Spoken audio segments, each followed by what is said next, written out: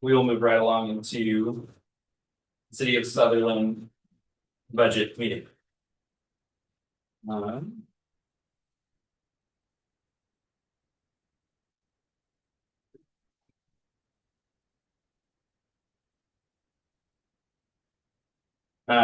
We are reconvening the 2026-2027 budget review meeting, called to order at 6:51 p.m. Roll call. Rick Benaway. Here. Gail Daniel. Here. Barry Daigle. Here. Kelly Geyer. Here. Debbie Hamilton. Here. Renee Lilly. Here. Scott Perkins. Here. Adam Sarnoski. Here. Sean Smalley. Here. Sandy Smith. Here. Michelle Sumner. Here. Abigail Willis. Here. Lisa Woods. And Larry Whitaker is excused. Introduction of media. Would any members of the media please identify and introduce yourselves? Okay. Moving on to our public comment. Does anyone in the audience wish to speak about agenda items only? I have 2 speaker request forms. First up, Anita Hunsaker.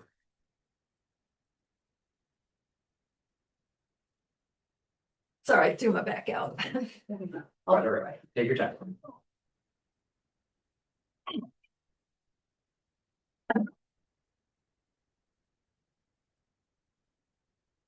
The year the lights went out, a Sutherland story.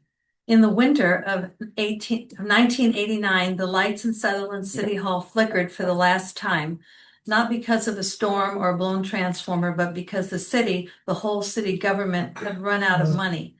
For decades, Sutherland had lived on the rhythm of the timber mills, the hum of saws, the smell of fresh cut fur, the steady paychecks that kept families fed and storefronts open. But when the timber industry collapsed, it wasn't a slow decline, it was a trap door.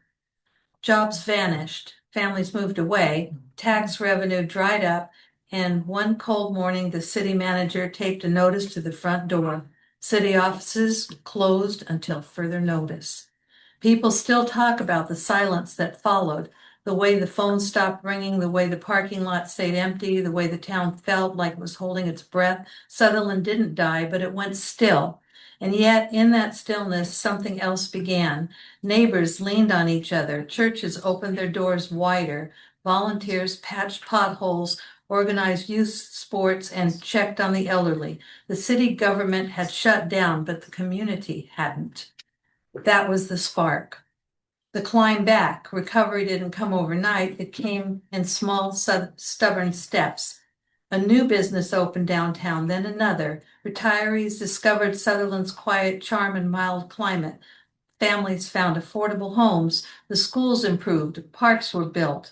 By the early 2000s, Sutherland wasn't just surviving, it was reinventing itself. Not a timber town anymore, but a community town. Healthcare grew into one of the region's largest employers. New neighborhoods filled the hillsides. The city rebuilt its financial footing department by department, year by year. People who remembered 1989 would shake their heads and say, "We've come a long way," and they were right. The future on the horizon. Today, Sutherland stands at another turning point, but at this time, it's not collapse, it's opportunity. Growth is coming. Families are arriving. Businesses are testing the waters. The city is no longer shrinking. It's one of the fastest growing communities in Douglas County. The challenge now isn't how to survive, it's how to grow wisely, how to protect the small town feel while building the services a growing city needs, how to honor the past without being trapped by it, how to make sure the next generation inherits a Sutherland stronger than the one before. If 1989 taught the town anything, it's this: Sutherland doesn't quit, it rebuilds, it adapts, it rises. And in the future, if the people keep pulling in the same direction, looks brighter than anything the city has seen in decades. Thank you. We have additional public comment. Brent. What, that same words? What was that neat? Brent Hunsaker, 1972 originated. Settlement cannot cut its way to stability. It must grow its way there. Thank you. When I look at the financial picture, I see the same challenges that every Oregon city faces. Our costs rise faster than our property revenue, tax revenue. It's not failure of management. It's the reality of the state's tax system. Because of that, the only sustainable way Sutherland strengthens its general fund is through growth. More residents, more homes, more assessed value, more economic activity. The good news is Sutherland is already doing many of the right things. We've invested in many enemies, and it makes family living here a lot easier. The splash pad is one perfect example. It's packed every summer, and families are coming from Roseburg to use it. Ford's Pond is another success story. It was built with grant funding, not local taxes, and has become one of the most popular recreation spots in the region. These projects raise our profile, increase our property value, and make Sutherland a place that people choose. We're also taking steps on housing. Workforce housing is not just a social issue, it's an economic one. When the city prepares land, partners with developers, and helps get housing built, that investment pays off for decades. Every new home adds ongoing property tax revenue. Every new resident supports our businesses, our utilities, and our community services. Growth is not a burden. It is the engine that keeps the city financially stable. I know many people are worried about the cost of these projects, but the question we should be asking ourselves is, what is the cost of doing nothing? If we stop building, if we stop improving, if we stop preparing for the future, our revenues will stagnate while expenses continue to rise. That's the real threat to long-term stability. So my request to the committee is simple. As you review this budget, please look not only at the numbers for this year, but at the trajectory we're creating. Are we investing in things that attract families, support employers, they grow our tax base? Are we positioning Sutherland to thrive for 5, 10, or 20 years from now? I believe we're on the right path. And with careful planning, transparency, and continued focus on growth, Sutherland can remain one of the most desirable and financially stable communities in the Douglas County area. Thank you for your support. Thank you for contributing to the city. Thank you, Brent. We have an additional public comment from Karen Meyer. Did I say that right?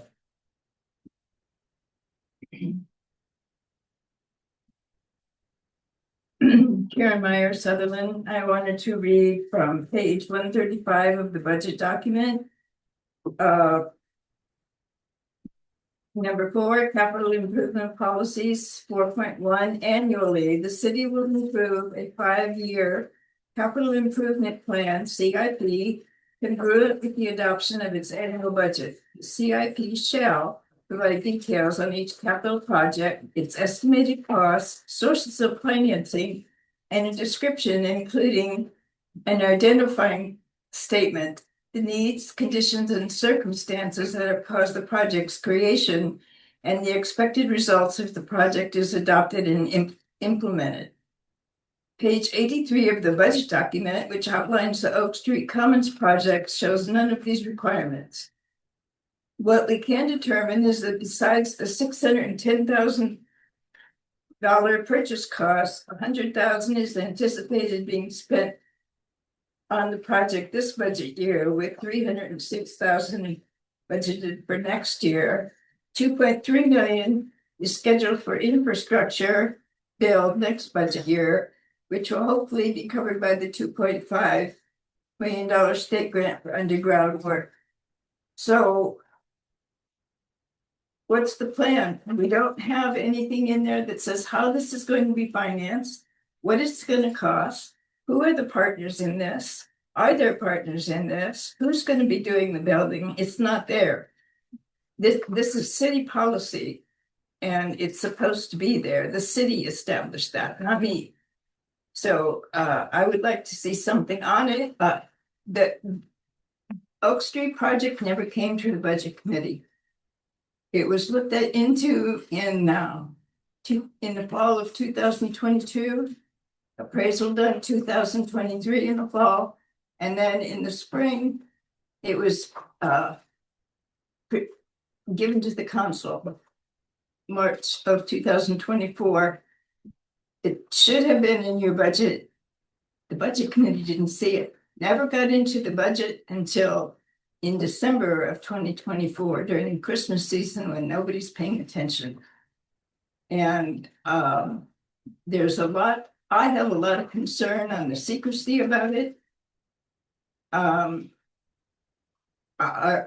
We have a law that says that we are supposed to be able to get all expenditures from all funds, and we're not getting that. Every time I make a request, they want money for it, and that's not. It's just the way things have been going for the past couple of years. So, if I were on the budget committee, I would wonder why you didn't see that, because you had plenty of opportunity to. Thank you, Karen. Do we have any additional public comment? Okay. Moving on to our approval of minutes from May 11, 2026 city budget meeting. Call for a motion to approve minutes. Motion to approve the May 11th, 2026 budget minutes as presented. Kelly Guy. Debbie Hamilton, second. We have a motion and a second. Discussion. All in favor, please raise your hand. Any opposed? Raise your hand. Motion passes. Public hearing, state revenue sharing funds. Buckle up, everyone. It's a long. Here we go. You know, I had forgotten to bring my script on that, but I'm gonna go ahead and talk about the state revenue sharing funds that we get from the state. You have to be able to certify that you provide at least 6 city services, including police, fire, streets, and utilities, and planning. And we certify, we actually have 7 of the ones listed. And so that is something that we do, is we certify that, and that's part of the process for the council to do next month as well. And the public hearing is the use of those funds. And if you look in your budget, it's a fairly small amount that the state revenue funds are, and they continue to shrink, but the process is still the same. It's Tammy, what page is that? It's at page 32 of your budget on the revenue, and we were projecting 95,000 for this year. Looks like we're going to be coming in closer to 86,000, so I'm projecting 85,000 for this current year. Goes into the general fund and allows us to allocate it throughout the general fund departments.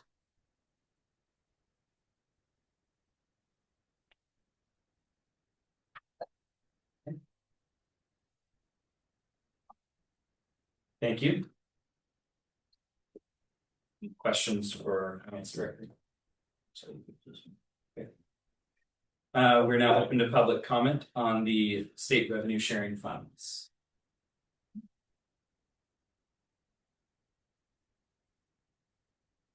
At this time, we will close the public hearing on state revenue sharing funds and move on to 2026-2027 budget review. General fund. Good evening, Budget Committee. Again, Tammy Trowbridge, Finance Director. You've all had a chance to look through the first few pages of our budget and hopefully all of it. I'm going to kind of skip through this. I was going to address questions as we got to the points where I felt that they were relevant to the budget that we're going to review. Okay. One of them, though, was more of a general question, and it was a bond rating question. In order to have a bond rating, the question was about whether we had one and if we knew the process. And so I reached out to the former finance director, Ron Harker, who is the finance director in Roseburg. And he said, in order to have a bond rating, you would have to engage one of the rating agencies to perform an analysis from which they would provide the rating. He said, the city of Roseburg uses Moody's and it costs us $3,000 annually. while I was at Sutherland, we never obtained a bond rating. The advantage of a bond rating can be twofold. First, it can convey to the constituents information regarding the fiscal health of the community. Second, it can provide a lower interest rate when the city issues debt if the rating is of a high quality. In the past, the city of Sutherland would purchase bond insurance when issuing debt so as to reduce the borrowing costs, and so the second factor can be negated with this process. We also have been very successful in securing funding for infrastructure projects at less than market rate. So we haven't had to issue bonds, and the state Business Oregon has provided low cost. In fact, the one that we're working on for the Umpqua Basin intertie is going to be at like 1.5%. So it's much lower than market rate, and it would seem superfluous, I would think, to expend any additional money towards a bond rating, especially during the season of tightening budgets when we talked about that. And so far, we have not, the problem hasn't surfaced as a problem. It hasn't affected our interest rates going forward. We'll have to, I guess, evaluate that as we go forward. So as you can go through, you saw your table of contents, and we talk about budgeting in the city of Sutherland and the budget committee and the function, fund descriptions, fund details, and then, so I'm getting to, I'm like in page 11 here, and I'm talking about, had the finance director's addendum. It had some key achievements from the prior year. Seismic upgrades, phase 1 on both the fire and police were completed. We secured a new Main Street grant for Sutherland drug improvements. The city hall remodel work has begun. Streetlight switch over to LED complete, and we're hoping to realize quite a bit of cost saving from that, besides the fact that it was, we received upwards of $40,000 from Energy Trust as an incentive back just for doing the switchover. We went through quite a process to get a FEMA reimbursement on the 3/16/2025 flooding event that we had here.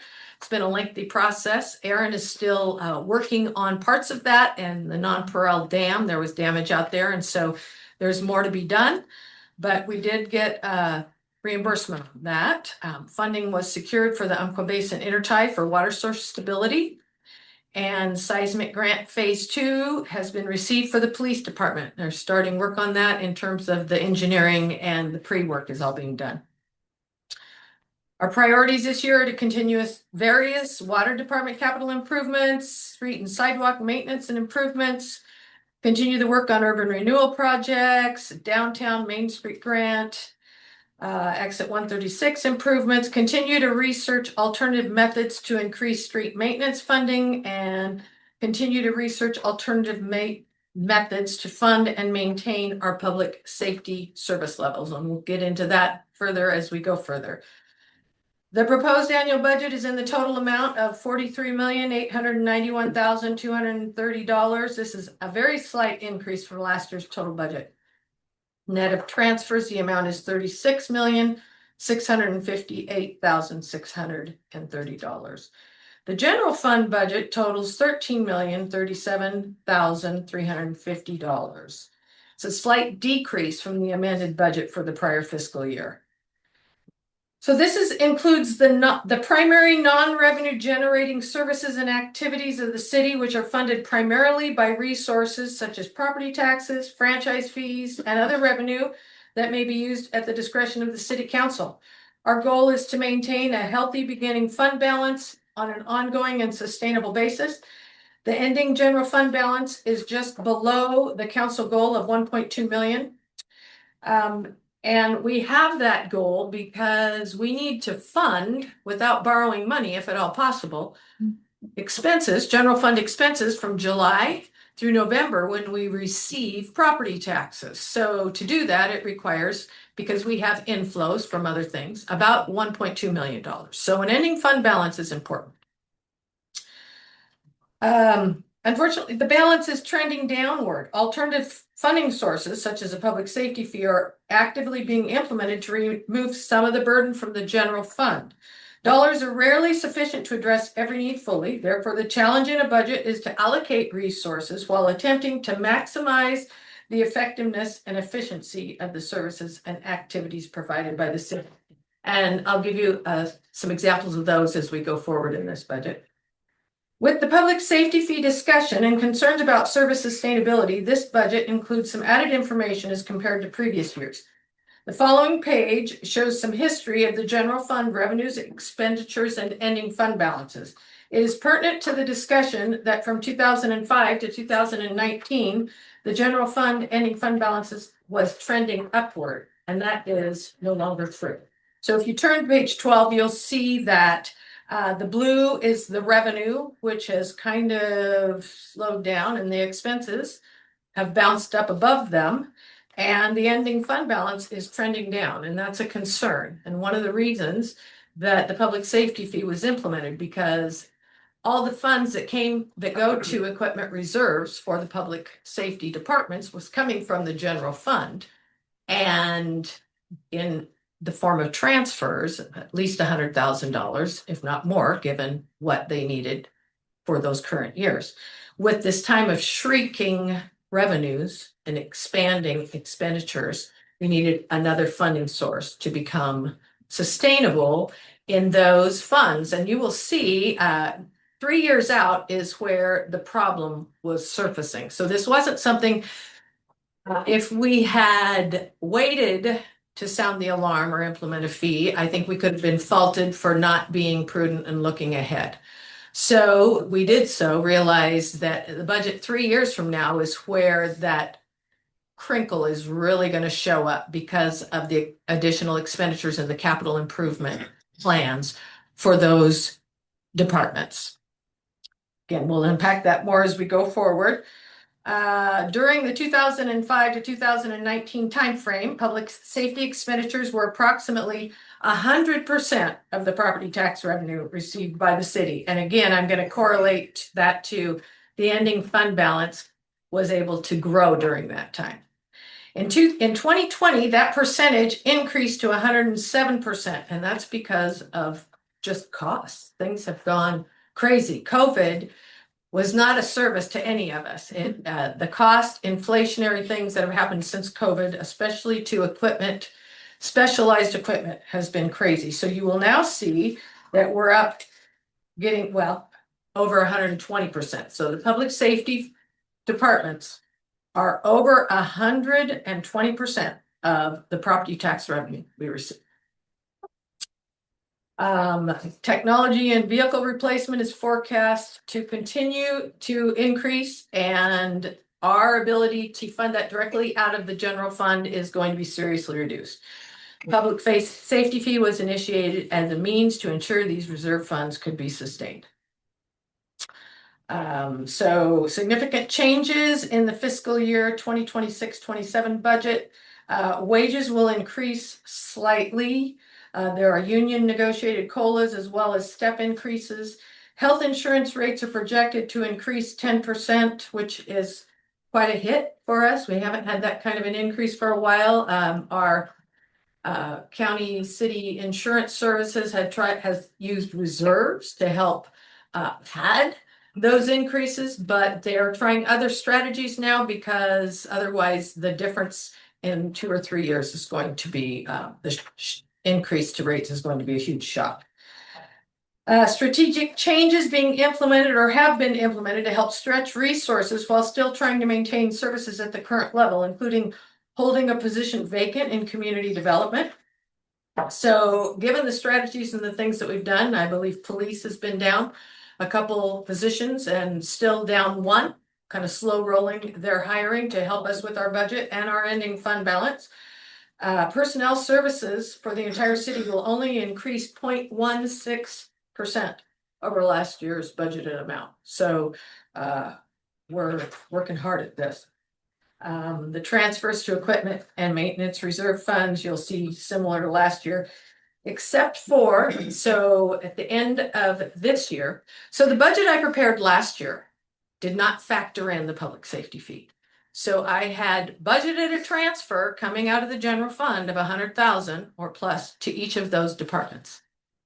Once the public safety fee was implemented, I have made the plan based on what our ending fund balance was going to be to not have to transfer all of that over because that's what the public safety fee was for. It goes directly into those reserve accounts. And those amounts have been more than made up through the public safety fee for this year. And I will show you those as we get to that page. So what that has done, what that's done is allowed us to take whatever is not spent totally out of the general fund and put it in the ending fund balance, which is going to be almost 1.2 million, which is exactly what we need to get us from July to November. If you take I'm going to just jump over here because I'm actually answering a question from a citizen to the general fund departments. Let's take page 47 for an example. On community development, we had budgeted $575,000 in that and change. My end of year projection is that we're going to spend about $430,000 of that. So that difference there of $145,000 gets to go into our ending fund balance to help us carry over and sustain services for the first 4 months of the year. So that's a Sandy Smith, that's a position that has not been filled, correct? That is the position that has not been filled. We have all been pitching in our group team building atmosphere over at City Hall because it's so open and everybody's in everybody's business, which has been very, very helpful and supportive. But once we transition over into individual offices, that might no longer be feasible. And Christy has asked me if that is something that I am hard and fast on. So I told her we'd talk. But you're right. In this budget, it is not accounted for. So you will see that would require a budget adjustment. And again, one of the other questions was, where does the public safety fee come in? And that comes into the police and fire reserve funds directly, does not come through the general fund. Put them directly over there. So I'm on page 14, just talking a little bit about beginning fund balance for the city as a whole. 2.4 in the general fund. That includes the general fund, the 1.2 that we're talking about, plus the carryover balances in fire, police, and parks reserve and construction funds. Okay, so those are separate. Property taxes are budgeted to increase 3% over the projected year. Proposed budget includes levying the city's full permanent rate of 5.6335. The franchise fee receipts are projected to increase because of renegotiated agreements for fiscal year 26-27. We've recently renegotiated contracts with Calapooya Fire District and both Sutherland and Oakland school districts to help offset rising costs. So folks are paying more of their fair share. Included in this category of intergovernmental revenues is the repayment of the urban renewal line of credit. State shared revenues are also in there. You'll see in this budget that the water utility rates will increase the 2.9%, the applicable CPI rate as of December per chapter 10, section 36.5 of the Sutherland Municipal Code. Wastewater utility rates, staff is recommending that wastewater utility rates remain at the same rate as the current year. Chapter 10, section 36.5 of the SMC indicates that the rates for city utilities may be increased by the applicable CPI. Standard protocol for enterprise funds is that the operating budget is approximately 50% of revenues. Wastewater operating budget over the past 6 years is below that at approximately 40%. So it'll be fine this year for the cost to increase a little bit and the rates not to increase. Fund balances in this department are strong, as are debt service reserves. Holding the rates steady for the next year when there is no significant infrastructure improvements needed or other major expenditures planned would be reasonable and prudent.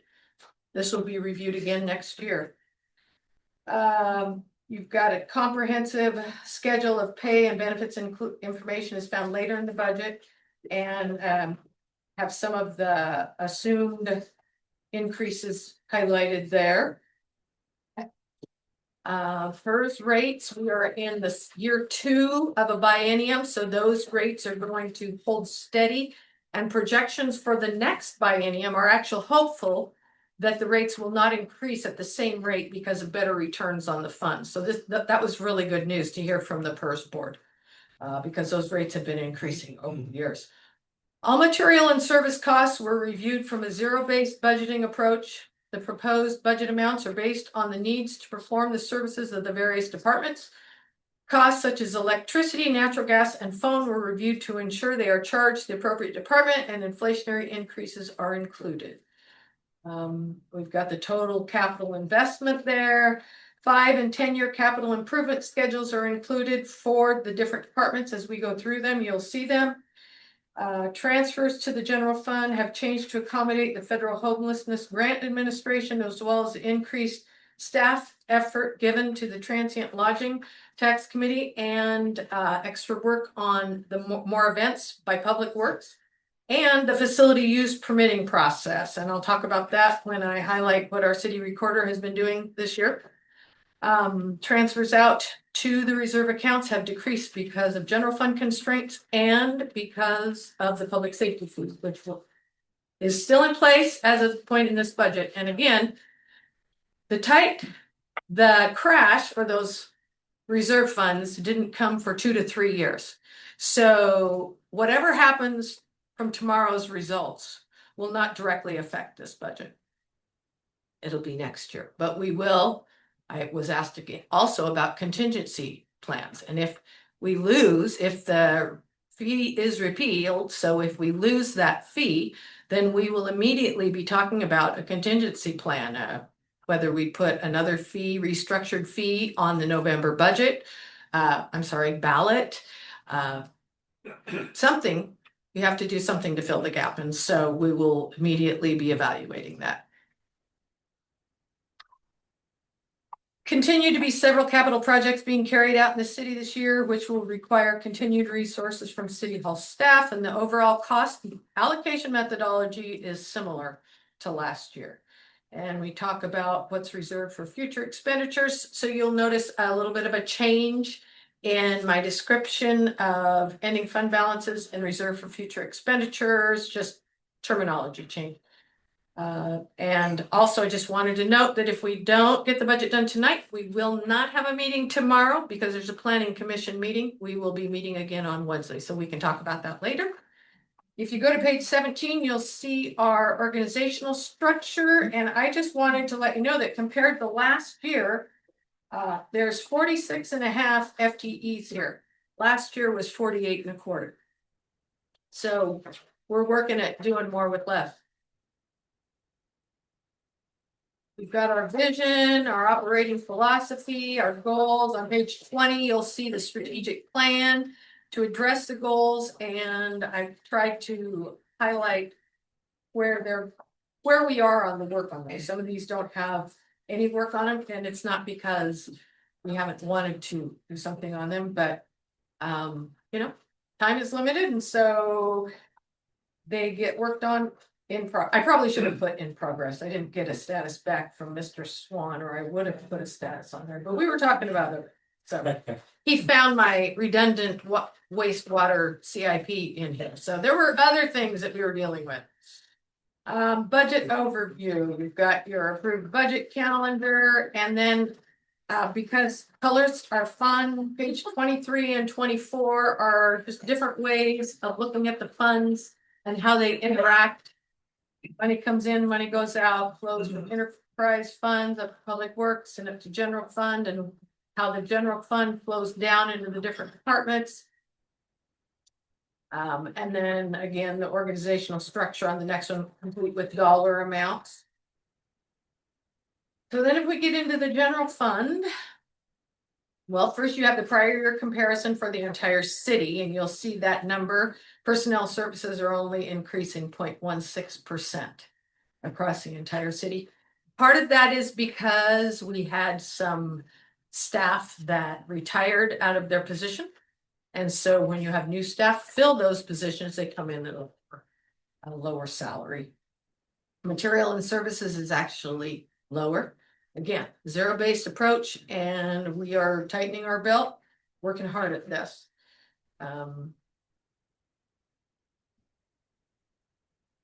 got a budget summary there, and so that first page is a lot compressed into one page. You've got beginning fund balances and total of resources, and you just work across there. And then the page behind that, 27, is the current year resources expanded, what we're expecting to receive in each one of those funds, including transfers and debt proceeds in the street construction fund. That will be for Dakota Street.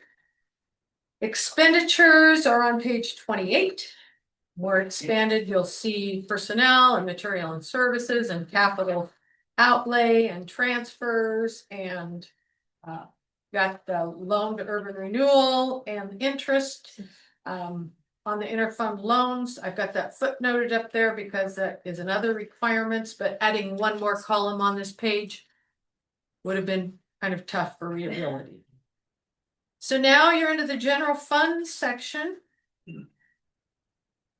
And again, we've got the property tax trending revenue sheets and our general fund overview. We've got a little description there of each of those revenue categories. And on page 32, you will see that post budget, I'm hopeful that we will have $1.184 million as our ending fund balance.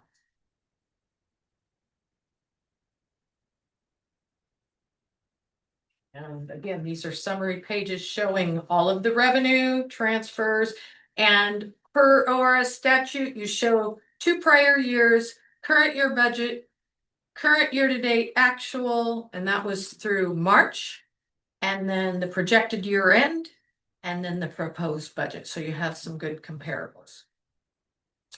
We can get into the general fund departments. First one is mayor and city council, page 34. Budget reflects a decrease of 19.8%. There doesn't appear to be as much interest in traveling to some of the conferences, and they just haven't been spending as much money. So we shortened that budget up a little bit. On the other hand, city attorney, we have increased that budget because we received notice that we've got pricing increases. And we've also got increased activity. In fact, I will probably be bringing a budget adjustment to the next meeting for, again, attorney fees and the fees associated with the election, other things, and the putting that repeal on the ballot. So, which that's about $10,000, $9,300, I think. Anyway, so that budget needs to go up. City manager's office, on this side, it's a modest increase of 2.94%. Is the question? yes. Why was there such a huge? I know that the health benefits were increased, but that was a huge change from last year. Yeah, Okay, what page are you on? 36. 36. she's on page 36. Health I benefits. don't know what the difference was between, so I took it as a zero base. So I took each employee and what they're currently signed up for as for their health insurance. You And- think that there'd be a difference with? Well, I don't know if Jerry He was using his VA insurance. I don't know for sure. I That we could had look just- back at it, but It's in the prior budgets.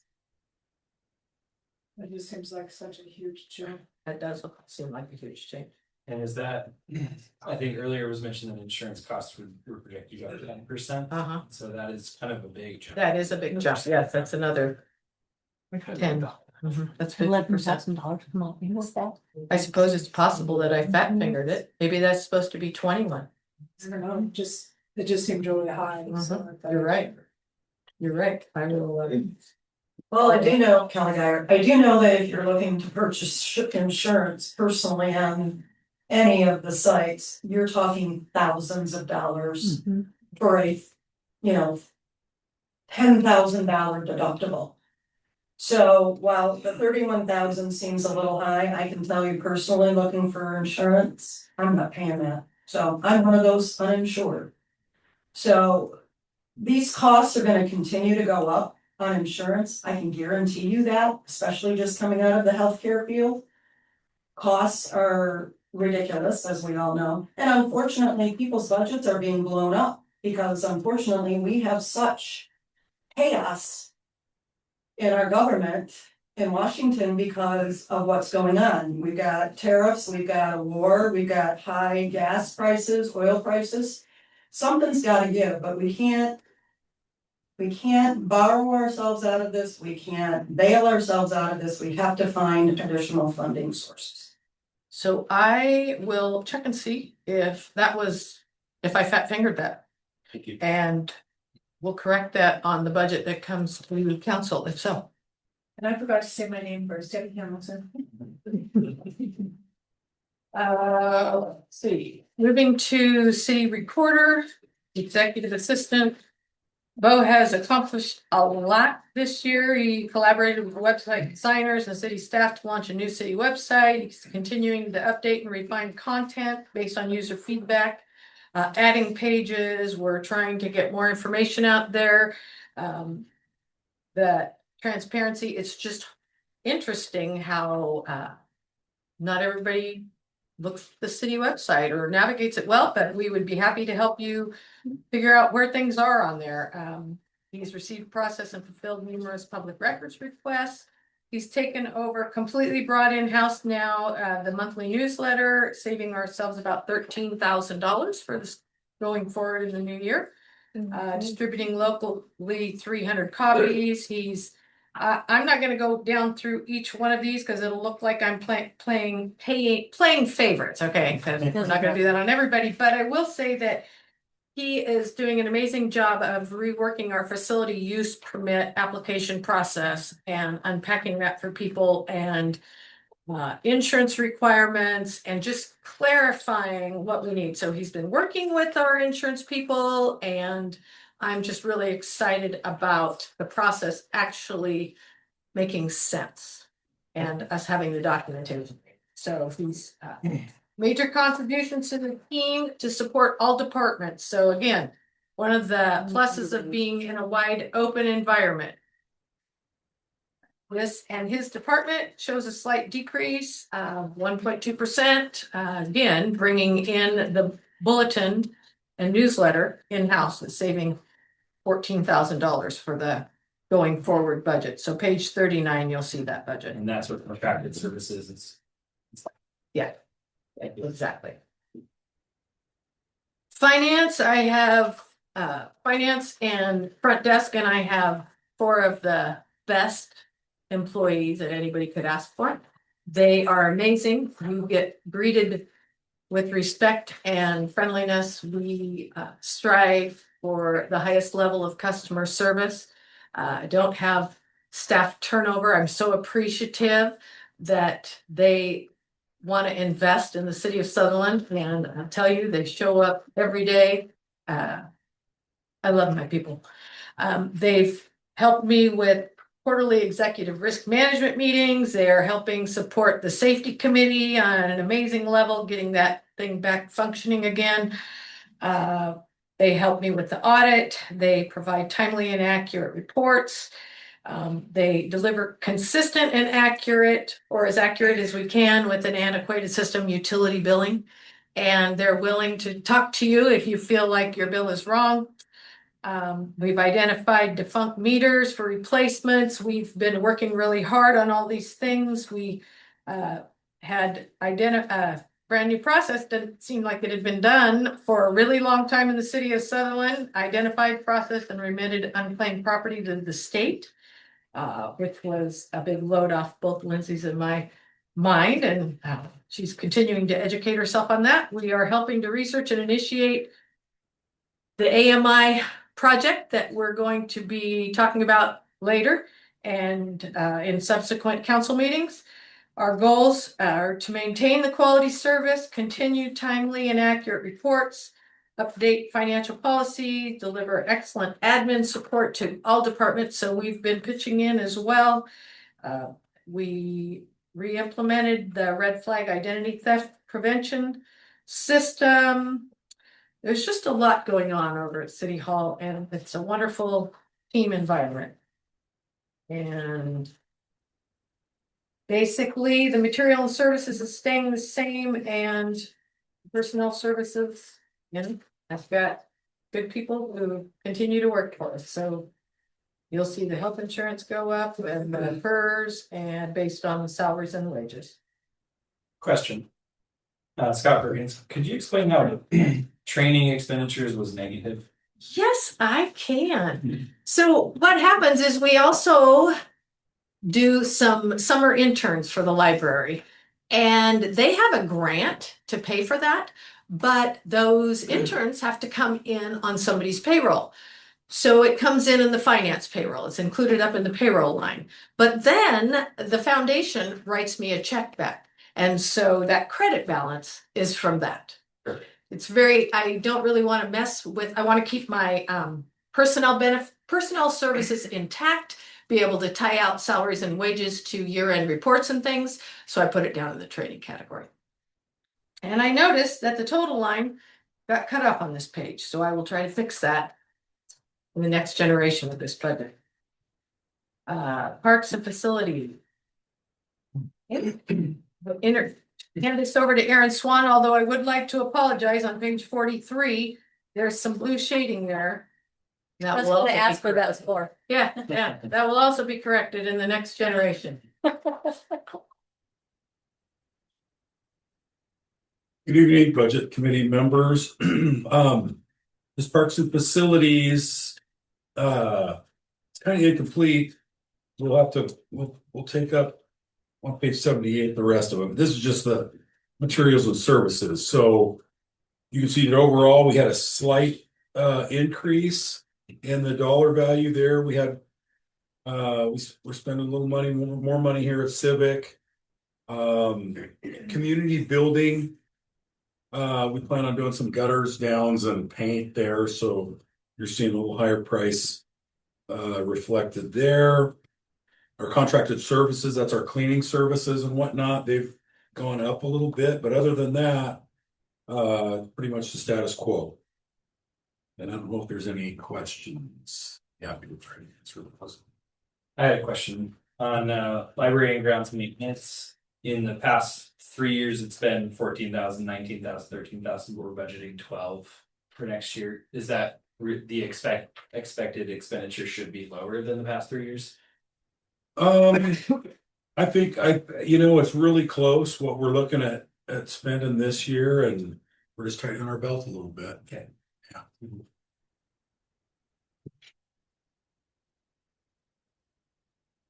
So I'll be back on page 78.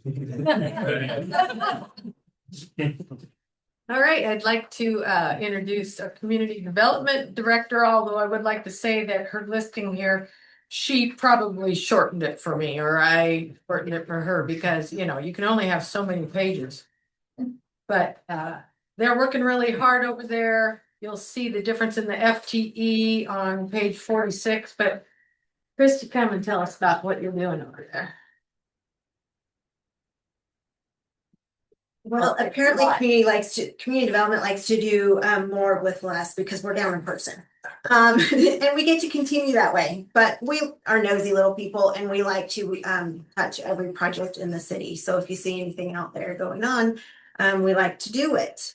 The seismic rehabilitation grant. So we're working on phase 2 with the police department.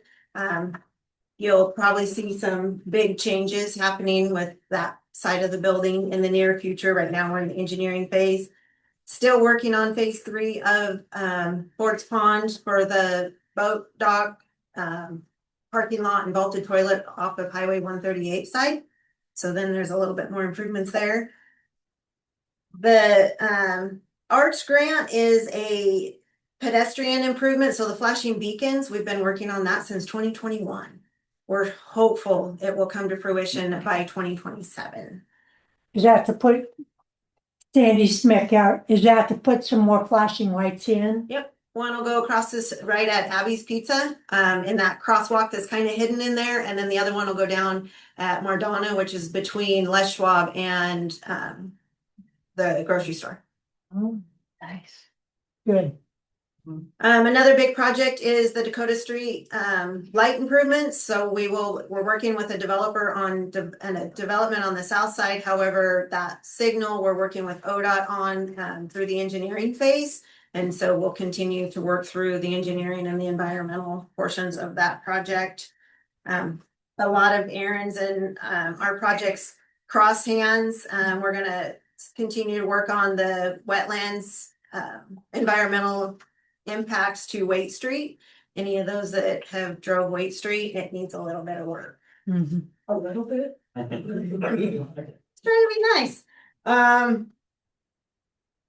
I don't know, we continue to go through, we have land use development, so every day we help people with the goods and the bads and the uglies of property development, or what we can't do. And then through the Oregon land use laws, which are the toughest probably in the US. And so we have our customer clientele as well. Any questions? I have a question. Last year's budget meetings, we discussed the Dakota Street traffic signal that was in basically the same place. Has any progress been made on that, or? So we made it through the loan, the Oregon Transportation Infrastructure Loan, to fund the project. And so now we're working with ODOT. So we have made progress. They're also trying to come up with funds to help partner to widen the road, do sidewalk improvements, bike lanes as well. Not quite sure how. We're trying to get it all engineered through the same process to help save costs as well as provide additional improvements through there. So it slowed it down a little bit, but through the process, it seems to be well worth it. Okay. I sure need it. Thank you for that.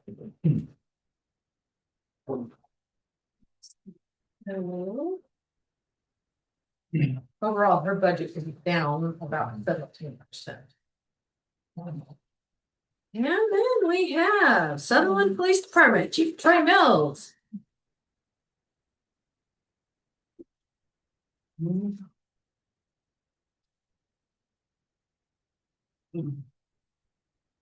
Hello, Budget Committee, Brian Mills, Chief of Police. But not loud enough, what I'm talking about. So looking at my budget, basically in a nutshell, we're reducing costs. This budget this year is like 21,000 less than last year. We're gonna try to do a lot more with less. Looks like we're gonna continue to head down that path. We've evident, or this last year, we utilized a bunch of grants, cut costs, put money back in the coffers to get us through the time before we get property taxes. So we're doing everything we can to reduce costs. Unfortunately, we do have a lot of fuel prices and things going up, but we'll see what happens throughout the year. I'm just going to open it up and ask if you have any questions on the budget. It's essentially went unchanged. There's a few line items that have went up. I think 12 line items went up, or 7 went up and 12 went down, but we're still overall under 21,000 from last year. Chief Kellegeyer, I'm noticing that police response to calls for service in 2025 were up. As were the cases that were reported and documented. You are doing this all with one less police officer? Yeah, in a nutshell. Yeah, like I said, we've been trying to utilize technology too, to make our jobs a lot easier. We even started looking to report dictation to stop a lot of the time in the office. So we're out on patrol more, so we have more time for calls.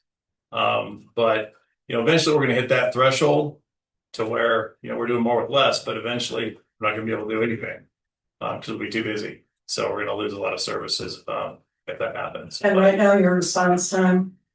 Right now we're under 5 minutes on priority 1 calls, priority 1 and 2 calls. That's amazing, Chief. Thank you. So this year, the big expense was radios, correct? This last year was. Last year was? Yeah. How far away are we, or how are we doing with vehicles, mileage wise, and how many years do you think? So before we start looking again? Yeah, so the vehicles currently are getting older. We're 2 years out. Not this year, we're not purchasing. Next year we will be.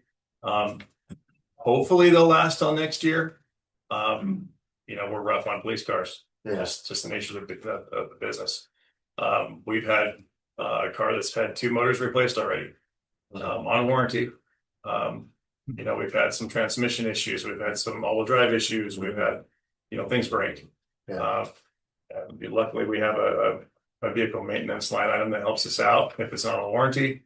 But if we end up losing a car, we're looking at $100,000 to replace it. So we're probably, at least with the ones we have with current use, we're probably looking 2 years. Yeah. At least to replace one. Yeah. Okay. Yeah, I think we're slated for 2, not this year, but the next year, 28. No. Looking at 2 replacements. How much is your fuel bill went up last couple months? Well, I've talked to Tammy on that one. It's going up. Well, you figure it went up, it doubled. Oh, yeah. Because we were at about 350 and now we're somewhere near $6. So Where are you getting your fuel at? we're over Carson. We have an account over there, and that's how we get our fuel. Okay. I'm not seeing $6 anywhere, so that's what I asked. If they may be charging you too much. Well, I think it's $5.29 currently. 5, 20, 35, Yeah, something that's like $6 for diesel. I'm a diesel guy, so that's why I said $6. But give us some time. It's projected to hit 9, so there we go. It started to come down already, though. Yeah. So I just want to make a statement on the record. So Michelle Sumner. Not familiar with you. Yeah. So reading with the FBI recommendation of officers per 1,000 of 4.6 per 1,000, and the national average of officers in the United States 4.6 per 1,000, and of last year Sutherland officers, which I'm assuming is very similar now, 1.4 per 1,000. And that's what we're normally running every year, because I harass him every year, that we're staying at 1.4 per 1,000 and handling our calls for service, which I think personally for our city is very, very sad. And we have this public safety fee to help us continue to support our citizens and give them the service that we think that they deserve. And for some citizens to think that this is too much or not appropriate or for whatever, I think is very sad. And so I just really support it. And I wish we could give them the 4.6, but I really support the public safety fee because I think this is ridiculous that that's all we could afford. Scott Riggins, I just want to add on that is with that low ratio, we are still over 80% case closure rate. Yeah, so that's impressive. And still responding at within 5 minutes. So thank you, Chief. I've been curious about this because this is the national average. I'd like to see a comparison with us and other cities of similar size.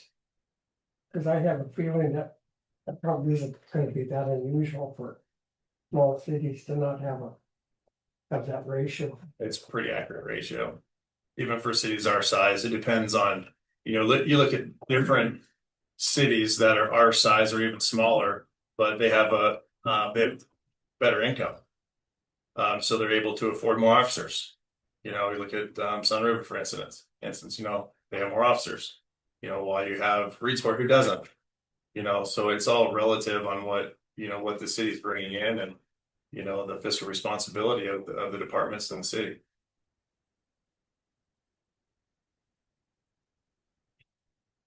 Any further questions?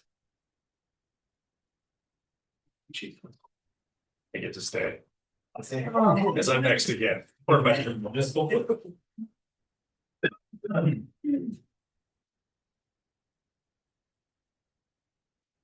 Actually, I had one other question.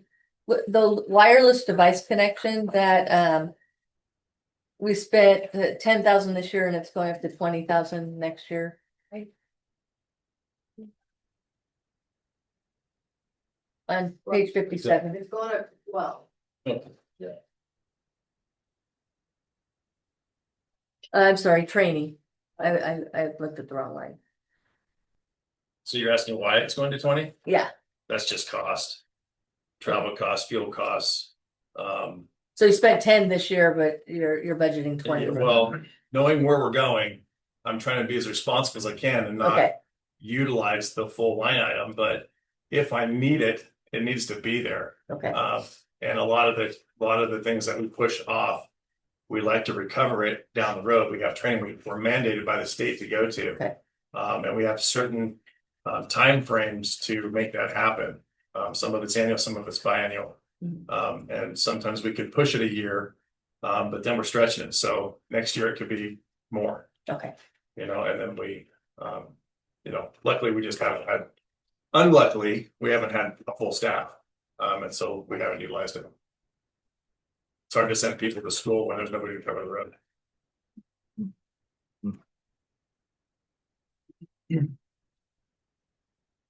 Thank you. All right, page 58.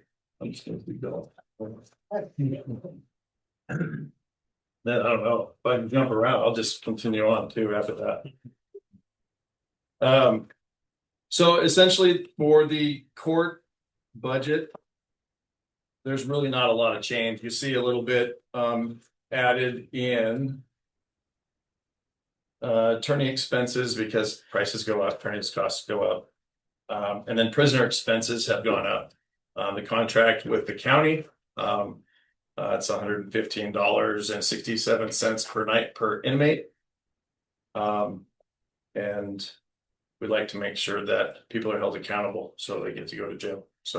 So I don't want it to be confusing. It shows 55,000 in the current year budget under prisoner expenses. That's because we put an adjustment in because we saw that they were going up so high. We had quite a bit of prisoner inmate activity. So we over adjusted. It looks like we're not going to spend all of that, but we are budgeting for a healthy amount of inmate use for next year. yeah, that happens too when you have somebody in custody waiting trial.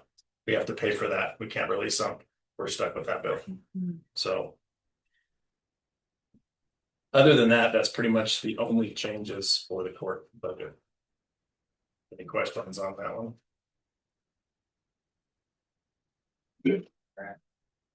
We are going to go fire chiefs. Okay, You get a break. perfect. So I'm projecting that we get one little break here. Do you want to do that now? Do you want to wait until 8 o'clock? Do you want us to get through the general fund and do it? We should be done in about, I would say, 8 minutes, but should we give it a shot? Get through general. We'll tell fire chief to keep his short, right? Yes. Right, okay. He'll be happy to reply. I know, he will be. I'll try. All right. Or last so long. Good evening, Budget Committee, Mike Lane, Fire Chief. And if this gets over tonight, this will probably be the last time I'm talking to you. July 15th, I'm gonna retire again. Yeah. Or June, excuse me. July now? So there's a few changes coming to the fire. I'm on page 67. If you want to look through our accomplishments with the staff that we've had or we have, we get a tremendous amount of stuff done. Finished up the seismic thing. Purchased a new, with Tammy's help, purchased a new burial. It was used. So we saved some money there. We just purchased a new command vehicle for the future chief back there. We got a Type 3 wildland engine from the state. Super minimal charge. The only thing we're responsible for is we pay for some maintenance, but they reimburse us. And we have to insure it. Other than that, $500,000 rig didn't cost us anything. Oh, cool. Boy, what else? We continue to get the upstaffing grant, so that gives us 2 additional students / volunteer, whoever wants to come work for us in the summertime during fire season. We just found out last week, I think, that we got that again for this summer. So that helps us. That takes a load off of our duty crew, because we can use them also for the medical calls and smaller pickup instead of the fire engine and all that good stuff.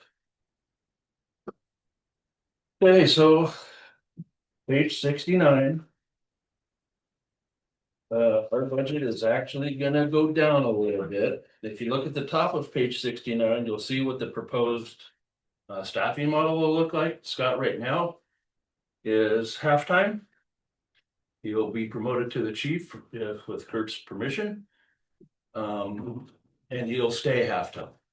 So there's no increase. I mean, there'll be an increased wage, but not much. Brandon, who's our division chief, will get promoted to deputy chief, and then to replace me, we're gonna hire a captain that will work day shift. And the purpose of that is we have 3 shift officers, our battalion chiefs, you know, and they're entitled to their vacation time, their sick time, their holiday time, all this time off. So when they take time off, we don't have nobody to replace them. So then we hire very experienced students, one of which just got hired in Eugene, at Eugene Fire.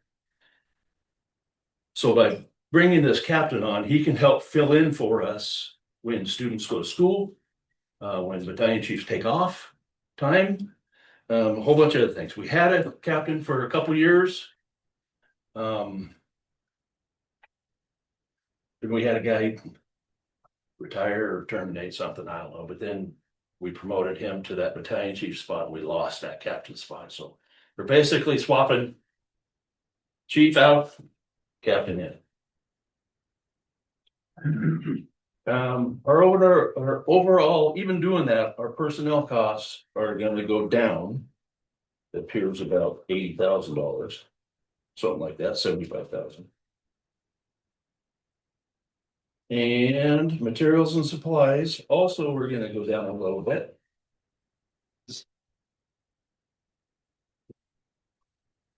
So I have it somewhere. Overall, we'll be down about a little over 100,000, 125,000 for the year. And like Troy, for a city this size, we are significantly understaffed. And national average for career firefighters, I'm not talking volunteers or students, but career is 2 per 1,000 population.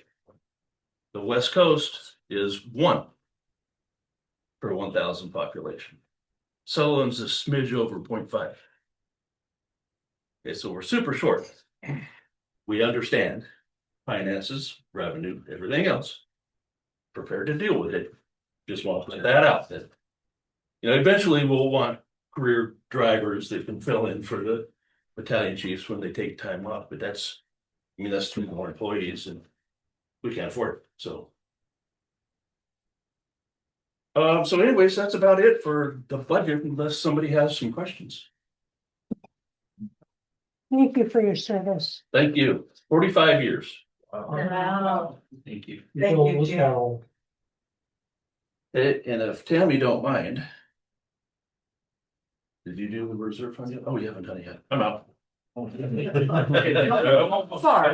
go far. He gets to talk one more time. How's that? Not allocated to an organizational unit or program, page 71. So our insurance again is scheduled to increase by 3% over this year's budget. And that includes liability, cybercrime, and property insurance. Overall, though, the material and services budget has decreased by 2.11%. We're working on efficiency in telephones and other utilities. You've got just everywhere we can. Special projects, we've reduced that down. Printing and advertising, we're just tightening our belts across the board. And you go to page 72, capital outlay, I'm still budgeting for a few computer upgrades and operating system switch outs as they age out. We want to make sure they're still supported by our IT people. The transfer to the library fund has increased just by the CPI. And interest on reserve fund loans and the loan to urban renewal. And so you've got the total not allocated there, 1.1 million, which is very close to the 1,099,660 it was last year. And you will see there a contingency. All of these things still will give us, if we spend everything that is budgeted here, will still give us an ending fund balance at the next year of 1.1 million, which is slightly below what we'd like to be, but we try to not spend all the money that's in our budget either. So I am hopeful that will be stronger than it was. And now, Mr. Mills, back up again. Yes, you went so far. No, I would have to go. Huh? More on that later.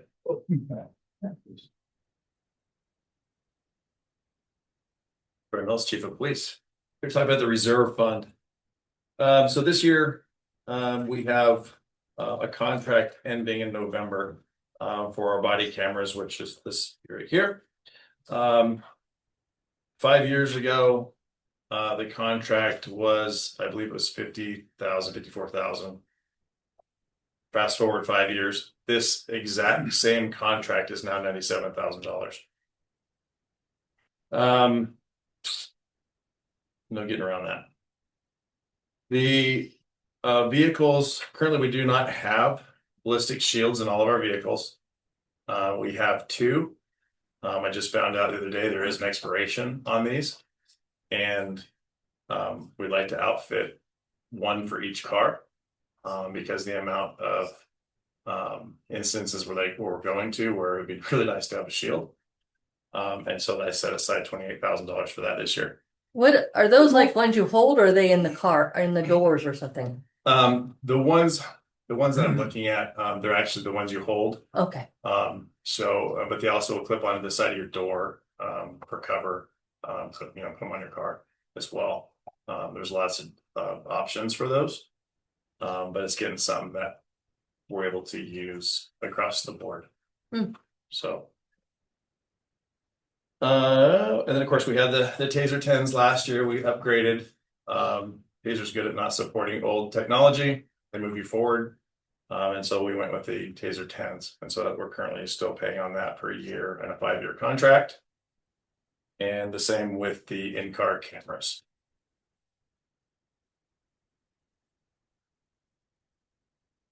And that's it for this year. Questions? The Zaxxon camera, sorry, Scott Perkins. The Zaxxon camera things are pretty nifty. Officer Fox was telling me about it. Pretty cool piece of technology that you guys have. Yeah, there's the 97,000 for the contract that we currently have, just to keep moving down the road. There's actually a lot more features the camera can do. I'm waiting on a grant to decide if I'm going to be able to get that done and go to the next contract up. And we'll hear back before the contract ends whether or not I got that grant or not to kind of go again. So I'm excited to get that one. So. Any questions? Thank you. I would like to say that both our public safety departments have done a great job of writing for security grants, for cameras, or for their door locks when the fire upgraded to their keypad swiper door locks over there, writing for grants from CIS and Oregon State Fire Marshal for all sorts of things to help keep their costs lower. So they've just to the point that it's sometimes hard to keep track of how many reimbursements I'm looking for. There's a lot coming through. I just want to say you'll see the budget on page 74, and you'll see the public safety fee distribution coming into the reserve accounts. I just wanted to point that out. And Chief Mike Lane. Yeah, I pulled it off last minute without having to do this. Page 75 is our reserve fund. So page 76 is the detail of that. 2027 brings an $86,925 payment on the ladder truck. And I think that is number 2 or 3. $125,000 for an air compressor system. 38,000 down to a little farther for a heart monitor, and very happily 478,000 for a fire training center. Keep in mind that's 90% funded by the state of Oregon through House Bill 3006 or something like that, 5006. Anyways, a House we got a grant from the state for 90% of it, so. Is it that $504,000 grant? I will tell you, and I'll put Tammy's ease at mind, that 125,000 for that Cascade air compressor system, and it's a very sophisticated air compressor. It's not, it's not the DeWalt. Because we compress our cylinder air to 4,500 psi in our SCBA cylinders. We won't spend that unless we absolutely have to. Our compressor now is probably 30 years old.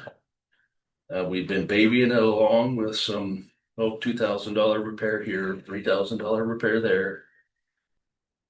If there's some catastrophic failure of the compressor system, we'll have to buy it. If we can baby it along, baby it along. So that's what we do best. So that's all I've got. Any questions?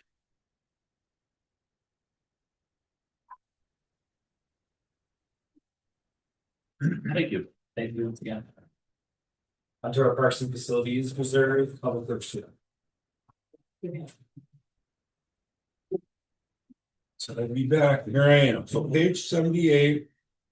You see that 5-year capital improvement plan. This year we've got another payment on our right-of-way bill for 37.4. City Hall for 40,000, and that's just stuff that comes up during this remodel that you have to take care of. The 1.4 for the PD seismic phase 2. Keep in mind that's almost all grant. I think maybe 100% grant. 100,000 for pavement and City Hall roof. Now that's probably mostly going to be pavement, and that carried over from the old City Hall, which is now the PD. So we want to pave that lot, and we're going to have to pave the lot at the new City Hall. But the roof should be taken care of with the seismic, and the roof at City Hall is metal, and so there's some membrane that we'll have to fix. But anyway, that 100,000 is for those things. And then you have wetlands delineation, Parks Master Plan, the remainder of the Parks Master Plan on it. The next page is just a reflection of that table. That table is a lot easier to read for me than the next page, but it's all there. Page 80, we've got some of the same stuff. That the only capital outlay that we have for this year is 47.5, and that's the wetlands, the festival grounds, wetland delineation, and that Parks Master Plan. That is it. I don't know if there are any questions on that anyone might have. Questions? Thank you very much. And lastly, we are into the general fund section. So I'll offer a motion to approve the general fund budget as presented. In total amount of $13,037,350. Michelle Sumner, I make a motion to approve general fund budget as presented in the total amount of $13,037,350. Kelly Guyer, a second. We have a motion and a second. Discussion. I would just like to make one comment as a new member here in this community. The fact that we have public servants who do more with less and take care of this city, who I think, 8,000, close to 9,000 people. You all should be very, very proud of yourself. All right. All in favor, please raise your hand. Any opposed, please raise your hand. Motion carries, and we will take a short break. 5 minutes, 10 minutes, 5 minutes. Let's do 5 minutes. 5 minutes. Okay. Let's get back into it. Moving on to our special revenue funds, starting with the $650,000 federal homeless grant community development director. Okay, I'm gonna introduce Christy Gilbert again. She has some really, really exciting things to talk about on this 650,000. It's changed over the life of it. When we first went after it, it was specifically for what we thought we were going to do in terms of transitional housing for homelessness. And found out that that really wasn't a viable project, but we've got a great partnership going on with this one. So, Steve. It's the hardest $650,000 I've ever had to work for. If any of you have ever worked through a HUD program, the DRGR system is very challenging, but in the end, it'll be rewarding. We have partnered with St. Vincent de Paul's for their, make sure I get the Timely housing project. They currently have it going on in one house here near St. Vincent de Paul, right behind it, that they put a family up, and it's a way a family can stay together and yet work their way into their own house thing. So in this specific project, obviously $650,000 will cover the environmental, the engineering, and then it will hopefully get, depending how costs go, it'll kickstart the horizontal, the in-ground water sewer infrastructure. St. Vincent de Paul's currently raising funds through their car lot, through their other programs. And then this will generate, I want to say 12 living units. That families will be able to be supported and kind of help gain their financial ways again and get back into their own home. So. And it's gonna be Sandy Smith, did you say it was gonna be put behind the existing, No, they currently have kind of a single home that they do this program with, and it's already been successful. So they're going to, this property is located at the corner of Pear and Central. Okay. On the east side of town.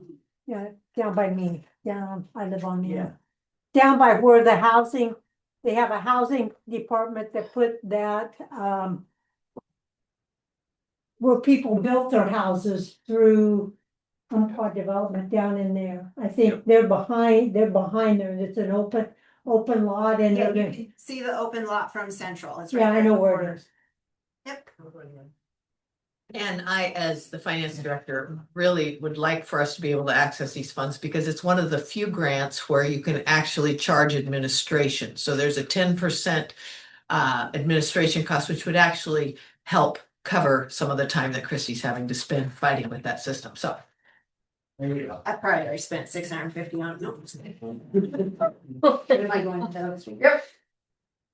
Oak Street Commons, Senate Bill 1530, $2.865 million grant that was for the infrastructure, water, wastewater, and stormwater. We are currently working with our engineer on that, as well as the environmental consultant. Through the purchase of the property, we have our engineer started with the design, because in order to have the infrastructure laid out, we had to preliminary lay out the lots of the land. We've gone through the process of the zone change to the residential to then also lay out the lots. Now we're working through the environmental with our environmental consultant and the DEQ cleanup program. As we continue, we don't have any answers yet. Hopefully we'll have a little bit more as we near the end of this month, beginning of next month, and we'll just continue to work hand in hand with DEQ. And then as we get those answers, we'll know which route we need to take to move forward with the in-ground infrastructure.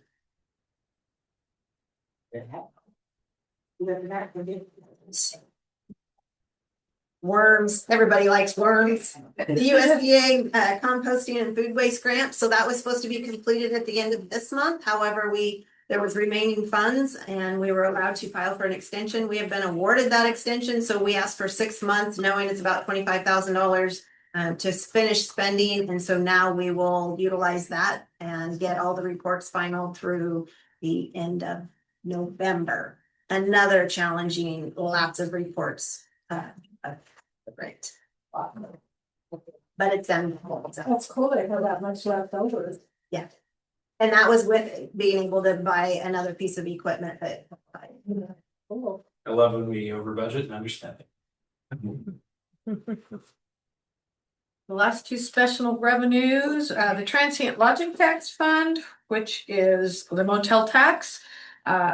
The Chamber of Commerce provides promotional services for the city under contract and receives 70% of the tax paid on a quarterly basis. And then they contribute $30,000 back. You'll see that miscellaneous line item that's $30,000 there towards the events and things. So we advertised for, hey, send in your proposals to all the different events and the different activities to see what people are doing and if they need supported. And things like the Throwdown, Music Off Central, the Stampede, the geocaching event. There's a lot of support that goes to that. So again, we give the chamber 70%, which is the tourism promotion line down there, the 202.5. They give $30,000 back, and we have a $50,000 pool that we give towards events and things to bring visitors to town, all in advertising and promotional things. We also have some building maintenance in there. We transfer money into the general fund and parks construction from here. And Tim, excuse me, on the transit. There's still some that have not applied for that, correct? yes, there is. Yeah. And the transient lodging tax, as you can see, is down. We projected for 275,000 this year because it had been going up, bumping up towards that, kind of took a hit back between 23 and 24. And then this year is probably only going to come in about 220. So the 275 is ambitious, but we're hoping to see that revenue turn back around. The library board, the library director continues to further the outreach and programs offered by the library. He's got an outstanding group of committed volunteers, and our library is a dynamic part of the Sutherland community. One of the few, we didn't miss a beat when they went to a volunteer, when the county said we are pulling the plug. Those guys have been on it. The foundation is a dynamic group that's always looking for grants and working to keep pace with the current trends for public libraries in Oregon. They're bringing in a bunch of magazines and looking at some newspapers that they're going to do digitally. He's got some infrastructure improvements that he'd like to do this year. Maybe, he's got grand ideas, maybe solar panels for the roof because the roof is going to need replacing. He's just got some great things going on. So stay tuned for more. So far, we don't have to support it very much. How's that? And then, of course, we own the building, so we can buy maintenance and those things, insurance. Moving on to the. No, never mind. That's true. That concludes the special revenue. So call for a motion to approve the special revenue funds budget as presented. Kelly Dyer to approve the special revenue funds budget as presented, amended in a total amount of $3,714,730. Debbie Hamilton, second. We have a motion and a second. Further discussion? All in favor, please raise your hands. Any opposed, please raise your hand. Motion passes. Moving on to our street funds. Before we jump over to there, I just wanted to note that the reason that the general obligation bond section is still in here is that you have to do prior years for 2 years. And so this current year, we had paid it off the year before. So the current year we processed and brought the ending fund balance into the general fund. And in a couple of years that will drop off, but that's kind of a place.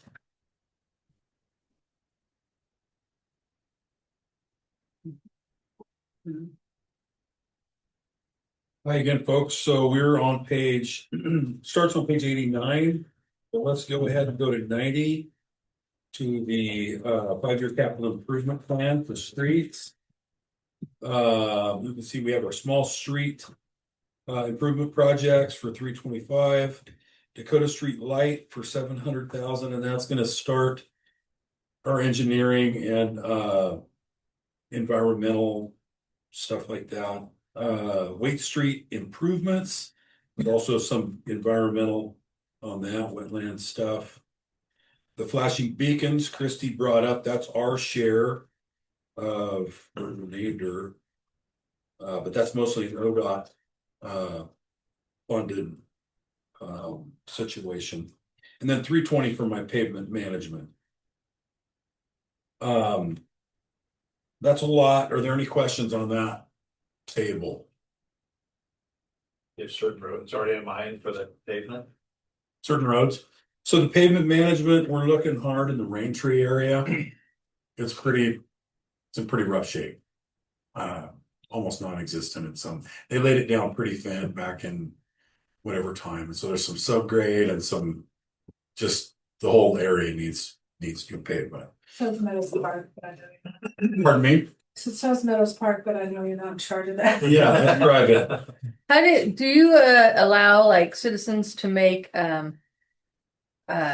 recommendations of areas that are getting pretty bad, or how do you come up with roads like? We take input, we do, but we drive around and the supervisor, public works supervisor, and I we assess those. And I had made a giant street inventory thing with conditions and kind of an order, but things get out of order. You know, a street will deteriorate worse than the one that you had ahead of it. And it kind of has to be a flexible situation. So if anybody has big complaints, but we also have to, manage that efficiently. We can't go over here and patch a little piece of first, and then we kind of broke it up last year a little bit. But this year we look to kind of be in that rain tree area, which is in desperate need.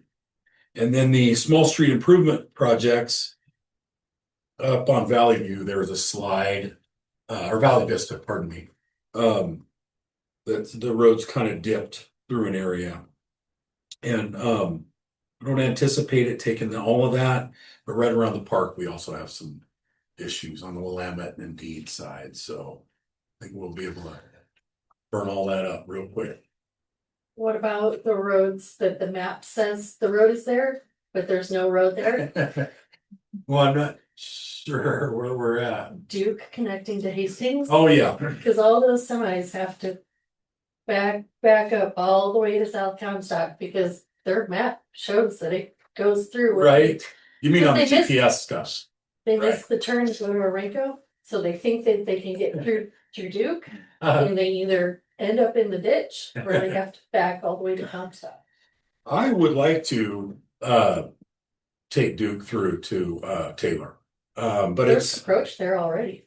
there is, and it's platted, and but it's just kind of gotten pushed back. And as you've heard, the common theme tonight is that we're all kind of tightening our belt, and I don't know that it's absolutely necessary. It would take some pressure off Central and certain places, but It's just curious. it's in the plan. I was gonna say that. So yeah. Aaron, I've heard several times, where's the downtown parking lot? I've heard that term 2 or 3 times tonight. Is there a downtown parking lot? Yeah, so it's right behind Backside Brewery. Oh, And that little okay. pocket park there, and it's also kind of behind Solis Sutherland. Yeah, okay, I know. Okay, then I know where that is. And the gym and all of that. There's probably, how many spaces are in there? Probably 35. Probably about 30, 35, Yeah, yeah. 35 spaces. It's all It's paved now. It's Very fairly new. nice. Yeah. And Okay, it's very often oft used. There's a lot of cars, a lot of the time. Yeah. Cars that are like to park there from across the street. Okay, that's a no. We get people for, if they're parked there too long. On to the next page then, or if there were no other questions on that table. What's this really a street that I know it went into the street, I think, the hillside that over here that came down onto Wade. But- Where does that fall that slid, Yeah. the slides we had. Well, they're not in, those originated on private property Oh, okay. and they're not in our street. Well, Plan. yeah, I just knew that it hit the street, Right. so I didn't know if we, I know you guys were over there. So, and then we did expend some funds to clean that slide up, but FEMA did reimburse us for some of that cleanup, yeah. So, on to page 91, and that's, materials and services. And, overall, we're down a little bit, just a tick from last year. And you can see that drainage and catch basins, we didn't have a line item last budget, and we do have 20,000 this budget.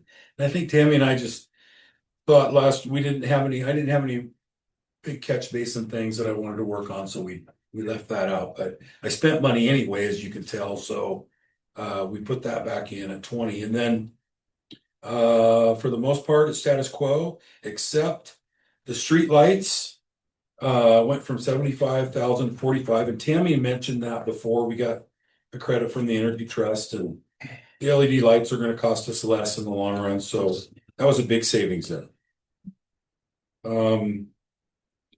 Anyway, any questions on that page? What's the TID loan now? OTIB loan is Transportation infrastructure. yeah, Oregon Transportation Infrastructure, and we are That's the Where's that in Central this? Avenue. It's right down here. That was when we redid Central Avenue, did a whole transformation, the paving all the way out to the freeway and out actually to Dovetail, right? And so this is the loan paying it back. The portion that was ours. okay. And Christie has another OTIB, don't you? That's the difference. Right. Funding it, That's on on that. the construction. Yeah. So, yeah, that helped us get all the way on our pavement. Central improvements. So next page, bicycle footpath fund.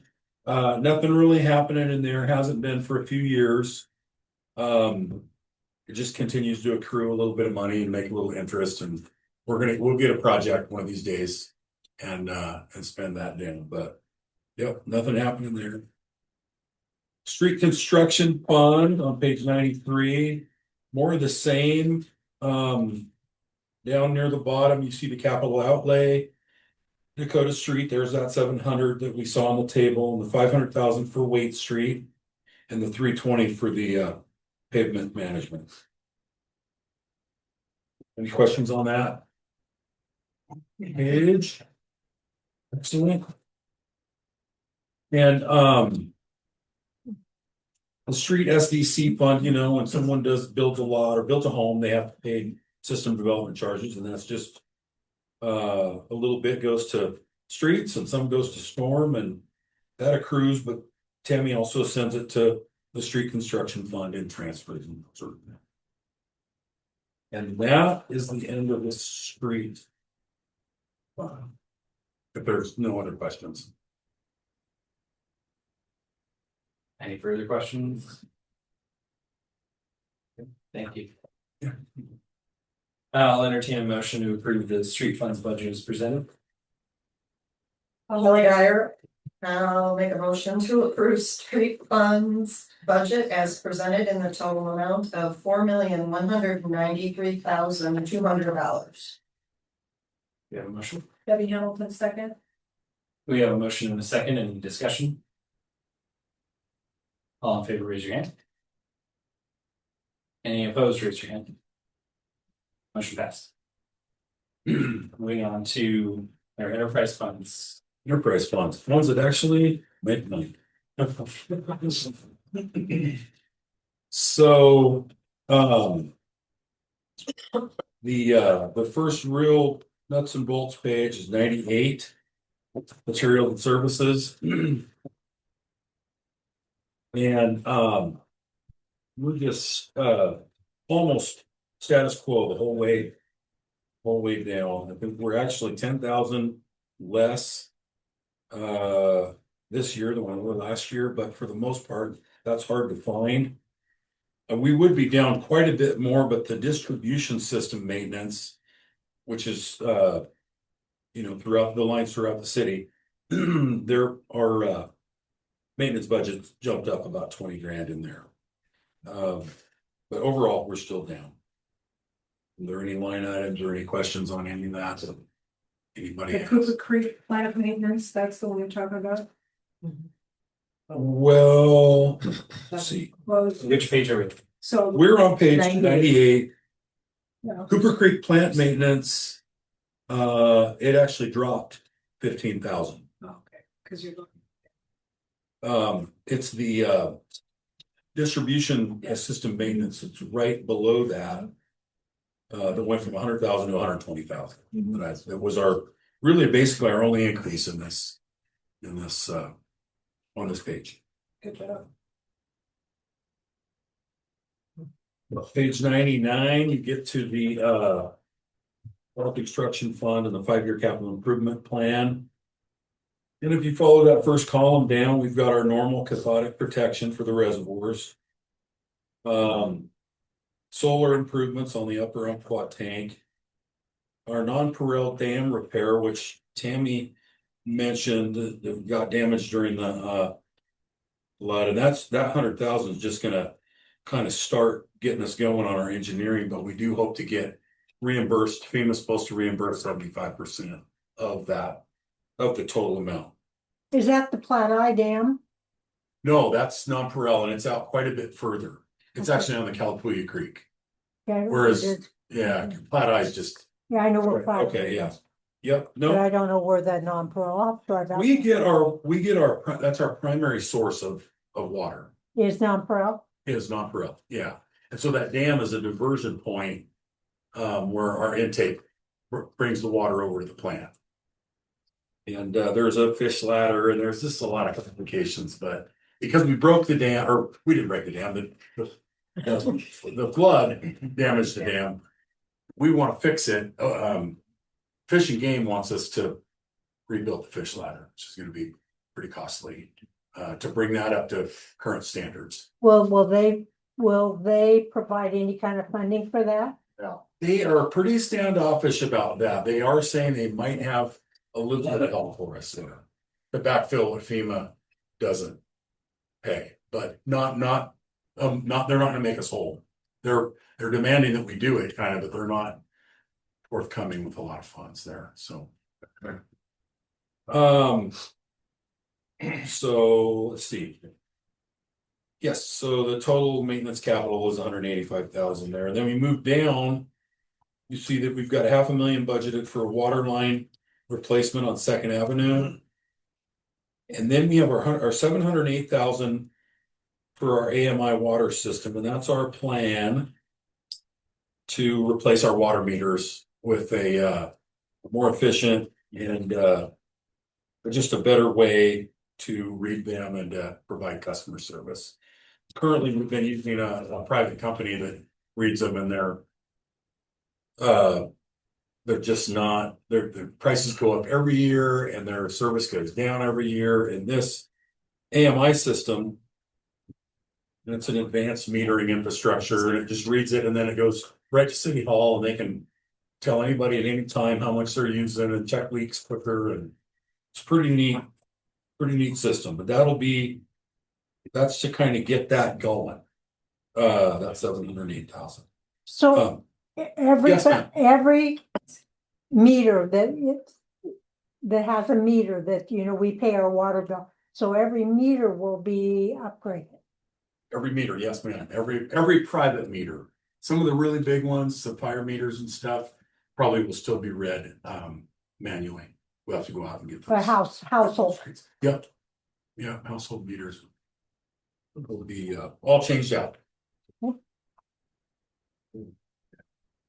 And then 500,000 you can see there for the Umpqua Basin intertie, and that's also just kind of getting us going, just the engineering and initial costs on that line there, and that's our basic expenditures in water for the year. And it looks like a lot, and so before we move on, are there any questions on that table or any of those expenditures? Well, I know Umpqua Basin Intertime we're not talking about the 2028 or 2029 budget, but I see that that's a very large amount in that next biennium. You're right, there's a That lot of makes- money looming out there, you can see it, Oh, yeah. it's a lot, and, you know, that's it's a low interest loan, some forgivable. And, you know, that's a tremendous amount of money, but and I don't wanna get, you know, too into the details here, but we, in the hottest days of summer, we can only barely make as much as the city needs right now. We have just the tiniest cushion. Even some days we barely meet that. So in the winter, we're fine. And in other times we're okay. But in that late summer, pushing the fall, we're up against it. So that's gonna be another source for us. And people will be able to continue to develop here and build homes and that sort of thing. If not for that, we you know, might have to kind of get a little tighter in that regard because we're kind of up against it. So it does seem like a lot. We don't relish spending that much money, but It seems impossible to get that water line all the way from Winchester over or whatever, all the way up to here. It seems there's so many lines across. there's a lot of stuff. Is there a chance it's not even possible or? It's possible. No, it's possible. It's a lot. Yeah. We looked at some preliminary plans and yeah, so they're making progress on it. I mean, I think it'll happen. For sure. It's not impossible, but it is, as you can see, pretty costly. Potentially. I don't know that we'll spend every penny of that, but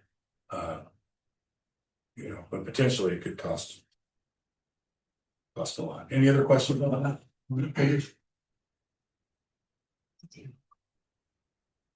Pardon me? You're fine. I'm gonna take over on the water reserve and the water debt service. There's no anticipated expenditure for the water reserve fund this year, but there is a transfer that we're recommending to the water debt service fund to pay off the OECD loan over on the debt service side. And let me just do a little unpacking for you. There's a refunding opportunity. That is actually some bonds that we had put in place on some water infrastructure repair years and years ago. There's a refunding opportunity from the state that projects the savings if they refund it. New interest rate, so the current bonds are at 5%. And they project that if they refund it, it'll be more like 4%. And if they want to know who all will buy in and projects the savings on ours to be from 22 to 25,000 because of that interest rate difference. And then there would be whatever additional cost you had from a bond lawyer. What we're proposing is that we just transfer the money over from the reserve account to the debt service account and pay it off. Just pay it off with our own funds and we will save between $25,000 and $28,000 of interest and bond lawyer costs. There'll be no additional expenses. We won't participate in their refunding opportunity, but we will prepay the loan, which was going to pay off in December of 33 anyway. So it was 7 years out. It's a great opportunity to save a little bit of money in interest. So that's what that note is on the reserve account and that transfer over to the debt service fund. And then you'll see it coming in over here on page 102 at 225. And that OECD interest and principal, of course, the payment is going to be $315,000 to completely pay it off, but that will no longer be on the budget. It'll just be done. And then you've got the other debts listed there, the Scone Mountain 6th and O tank. We had the non-P water treatment plant upgrade. We had an 08 water system repair that we also have other revenue bonds. And then years ago, they had from 2013, the Cooper Creek plant upgrade. So that's what the rest of those payments are. Any questions? That's what I have it for.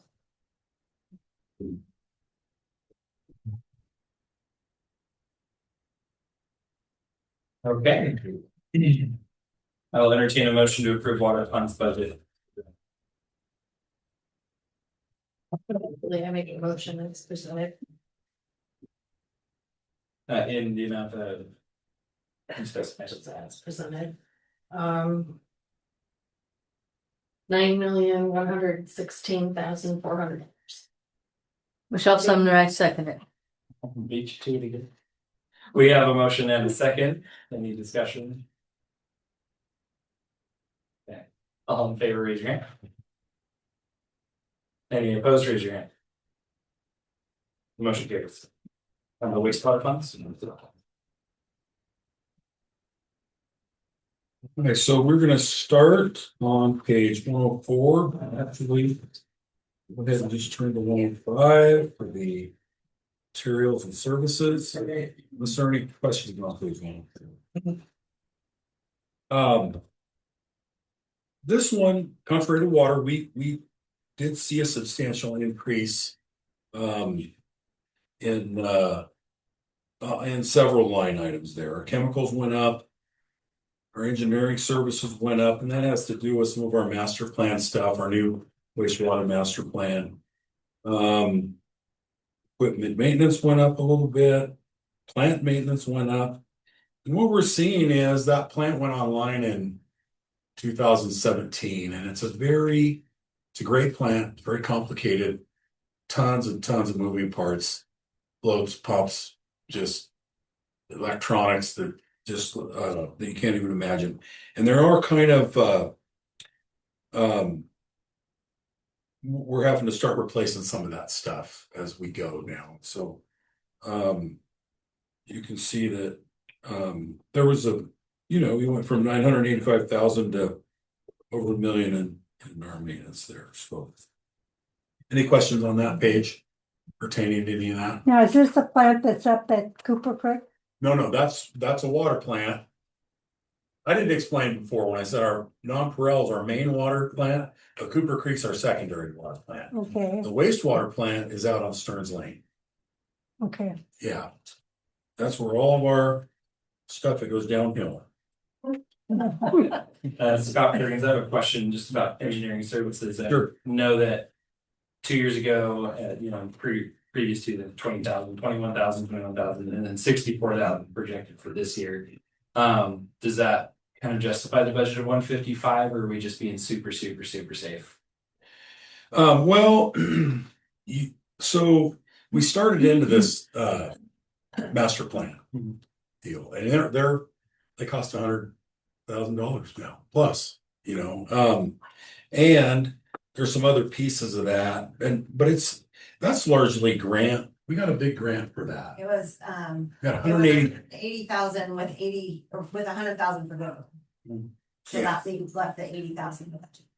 So that's a reason you're seeing that, and that it's a master plan, but it's also an opportunity for us to work on our inflow and infiltration.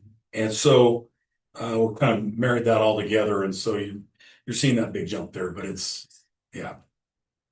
So you said that's grant funded and largely forgivable as well. So nothing. Out of the 180, the 100 is forgivable. So we get a master plan and some additional work for less than we'd normally pay for the master plan. So, well, a lot less, like looking at inflow and infiltration, we budgeted 150 and spent 0 effectively. right. Right. Yeah, we're gonna hit that hard this year. Yeah. Cool. As a matter of fact, we are gonna spend that money before the end of this fiscal year as well. Yeah, we're cameraing the main line between town and plant, so that's a pretty big job. So, Thank you. Step surcharge on page 106.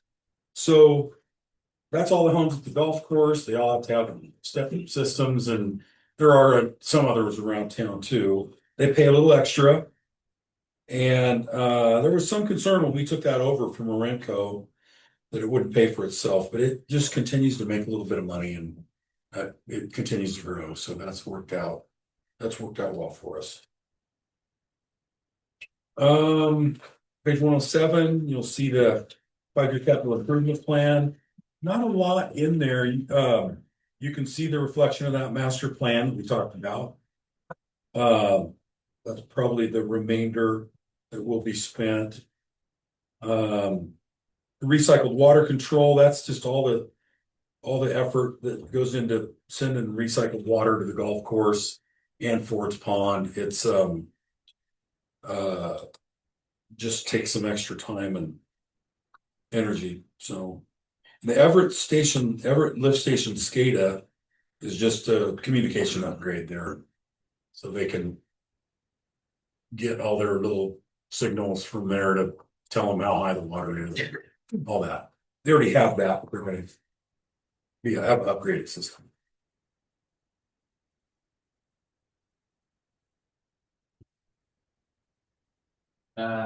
Sorry, Scott again. I'm just curious on that.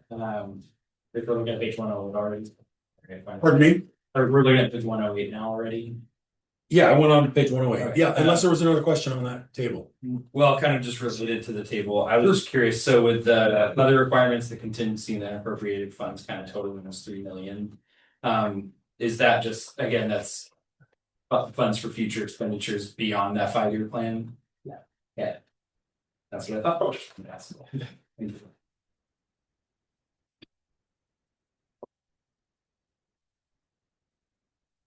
So then, if there's no questions, you might see that on 109. That's the page 10. Did you have more to move Put it it? out on there. Oh, okay. Yeah. All right. So your But never mind. papers are slightly different than theirs. Oh, boy. You didn't have your replace yours. Uh-oh. You wanted No, I'm to gonna talk get- me, I'm sure. I'm gonna get confused. So the water reserve fund, wastewater reserve fund, pardon me. I have that on 110, but it's really low on that. 109, yeah. Oh, my goodness. Sorry. There's really, that last column is pretty self-explanatory. If you go to your page 110. Then this is kind of Tammy's show again. So the 2012 refunding bond had been paid off this last year was the final payment. The IFI 2014 loan is when we purchased Ford's Pond as part of our wastewater improvement thing. And then the DEQ loan was for the wastewater plant rebuild. So that will be around for quite a few years, but that's what those payments encompass. Any questions?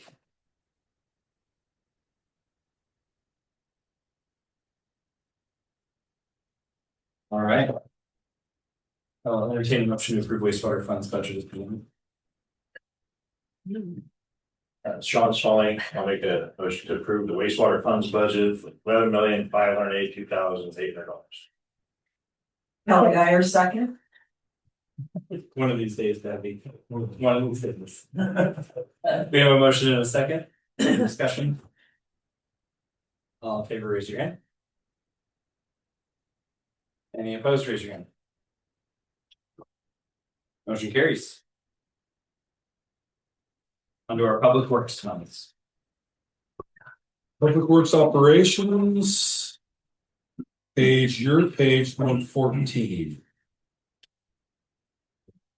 Materials and services. We went down quite a bit. Tammy slashed my budget. That's all right. We like to do our part. We're making it just fine. So, yeah, unless there's any questions, everything's kind of down. I don't know, we jumped up on anything. And you notice our backhoe lease option got over with, so we're saving some money there. Any questions on that page? Okay. Page 115. 5-year capital improvement plan. I just have a pickup in 28, nothing this year. So that's about it.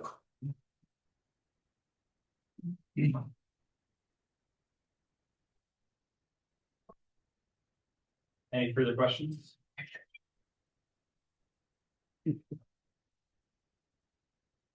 All right. Thank you, Public Works. Rick. I will entertain a motion. The Public Works Fund budget is. Getting Hamilton. I make a motion to approve Public Works Fund as presented, the total amount of $2,246,000. Rick Bennyway, I second it. We have a motion and a second. Further discussion? Jumped all the mic out. All in favor, raise your hand. Any opposed, raise your hand. I forgot his name. I don't know. Okay. And that's Abigail Willis. You approved late. Folks, we are almost done. We have 3 more motions to make. So I will entertain a motion to approve the budget as presented. We have 43,800,000. Michelle Sumner. I make a motion to approve the budget as presented in the amount of $43,891,230. Gail, do you want a second? Gail did. I second, oh, Oh. go ahead, Gail. We have a motion and a second. Any discussion? All in favor, raise your hand. Any opposed, raise your hand. Motion carries. Abigail and Gary just doing school. Yes. You do the last 2, you do. You can do it. All right. Abigail, your turn. I'll entertain a motion to approve levying the city's general operating and property tax rate of 5.6335 per $1,000 of assessed value. I move to approve the levy, the city general fund operating property tax rate of 5.6335, and I'm Sandy Smith, for $1,000 of assessed value.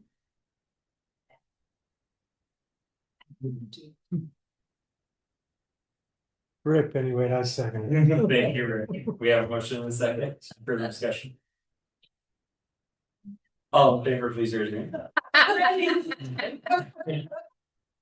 Getting Remy in here. Any opposed, raise your hands. Get you fired. Somebody's got to vote no. Oh my God.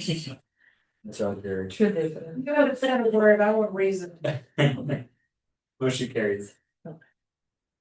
Your turn. And finally, I'll entertain a motion to approve the use of state shared revenues for the proposed in the budget, etc. Yours. Wherever. Debbie Hamilton, author of the day. I'll do it. I move to approve the use of the Second, I already. Sandy Smith. Debbie. I move to approve the use of the state shared revenue for the purpose proposed in the budget, including but not limited to police, fire, streets, and planning services. That was a second. Yes, that was the second. Yeah. We have had a motion and a second. Further discussion. All in favor, please raise your hand. Any opposed, raise your hand. Motion carries. And we are adjourned at 9:04 p.m. Thank you all so much. Your questions, you guys were very engaged and I appreciate it. Appreciate your attention to detail. Hope you have a great rest of the day. Now, are we done?